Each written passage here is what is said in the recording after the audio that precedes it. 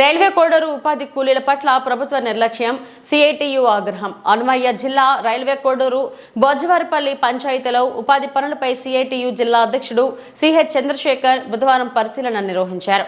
బంగ్లామెట్టు గిరిజనులు బొజ్జవారిపల్లి దళితుల వాడల్లో జరుగుతున్న పనులు ఫారం పాండు గుంతలు తీస్తున్నారని, ఇవి రైతులకు ఉపయోగపడడం లేదని అన్నారు. 4 నెలలుగా కూలీలకు కూలీ డబ్బులు చెల్లించకపోవడంపై ఆయన తీవ్ర ఆగ్రహం వ్యక్తం చేశారు.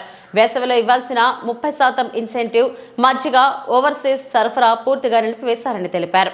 పనిముట్లు, మంచినీళ్లు, ఫస్ట్ ఎయిడ్ వంటి మౌలిక సదుపాయాలు లేకుండా కూలీలే తమ ఖర్చులతో వస్తువులు తెచ్చుకోవాల్సిన పరిస్థితి ఏర్పడిందని మండిపడ్డారు. 100 రోజుల పని కుటుంబానికి కావాలి, కానీ నెల రోజులు కూడా ఇవ్వడం లేదు. కనీసం రోజుకు 200 రూపాయలు కాదు, 600 రూపాయలు కూలీ ఇవ్వాలని డిమాండ్ చేశారు.